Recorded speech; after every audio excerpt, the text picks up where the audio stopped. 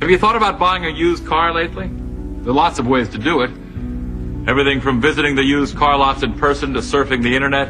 But most people still rely on the hundreds of listings in the classifieds and handout publications. Ronnie Mercer has been combing through these of late for a bargain. He's getting ready to start college, and his parents have promised him a car of his own. But Ronnie's dream is about to unravel. And it may just turn out to be more than he ever bargained for. Bob Mercer was an honest, hard-working accountant employed by John Cutler, a dishonest, devious boss. Well, I certainly couldn't ask for anything more. Except a smarter accountant.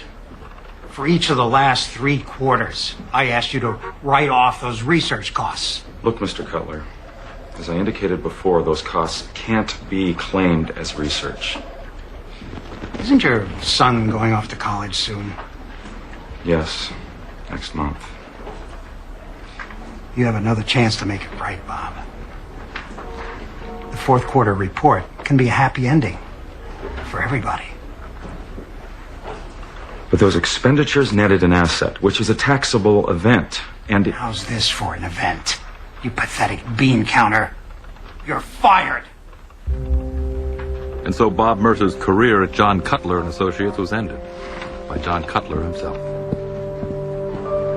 That night, Bob broke the news to his wife, Susan. I think it'd be best if I talked to him alone. Okay.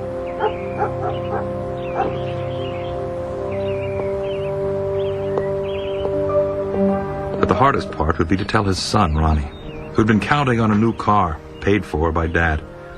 In fact, it seemed that a car was the only thing on Ronnie's mind.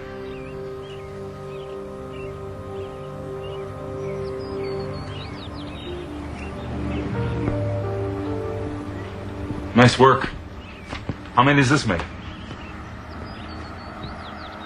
Stop counting at 200. 200? Wow. What's wrong, Dad? I was fired today. Mr. Cutler fired me. You'll get something better, Dad. I know it. We'll see. But until I do, school's starting. And now this. I'm sorry, but I think we're gonna have to wait on the car. Well, it'll just give me more time to shop around.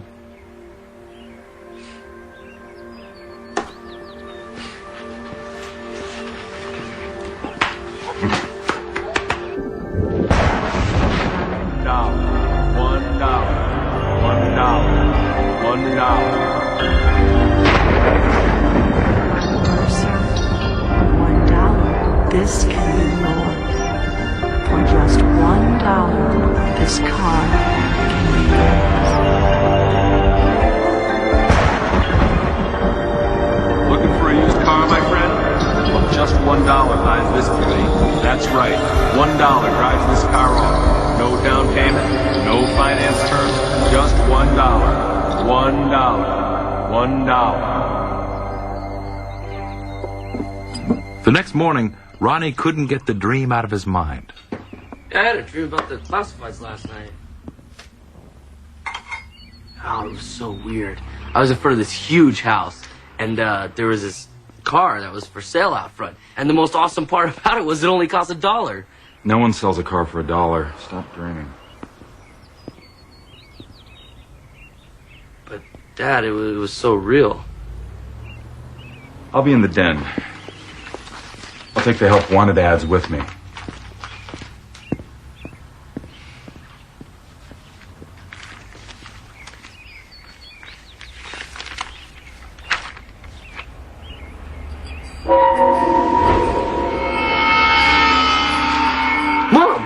Mom, look at this. It's here. Look at this. Oh, come on, honey. Your dad's right. Nobody sells a car What? for $1. We gotta go right now. Let's go. No, it's a mistake, Ronnie. It's either a misprint or it's a joke. There isn't even a phone number, This honey. was exactly like my dream. Would you do me a favor and not mention this again, okay? Your dad's got a lot... Mom, we have to go right now. Or just... All right. Okay. I will drive you. It's going to be a big waste of time. Come on. When Ronnie and his mother arrived at the address, Ronnie couldn't believe his eyes. The house was just like the one in his dream. Susan Mercer decided not to try and calm her son down. He would learn soon enough that dreams don't come true very often, especially impossible car dreams. The mother braced herself for the inevitable disappointment that her son was about to experience.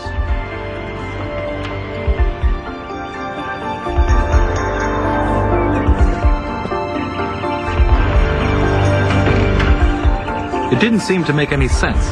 The woman at the door had invited Ronnie inside. Susan was beginning to feel very strange about the entire incident.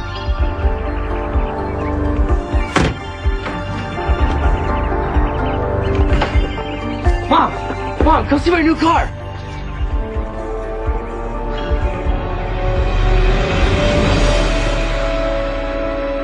There it was. The same shiny sports car that Ronnie had described in his dream. And from the way he was acting, he had actually bought it for $1.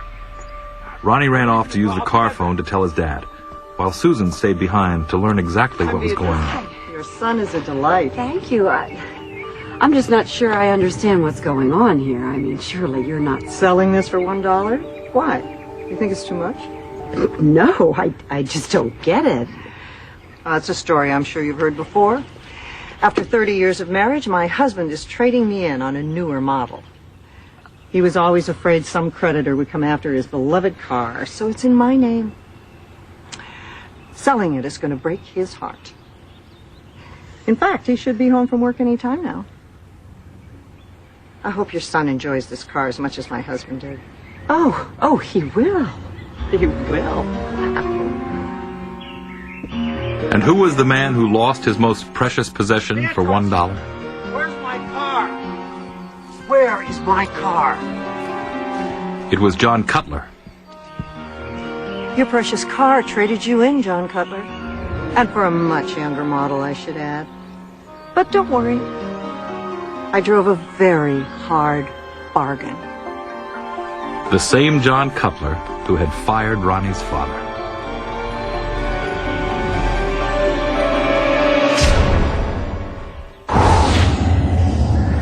Was this just an astounding coincidence?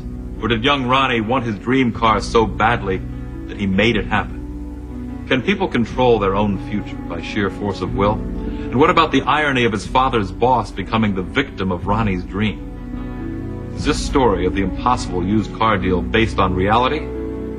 Or have we traded in the truth for another lie? A story based on fact or a work of fiction?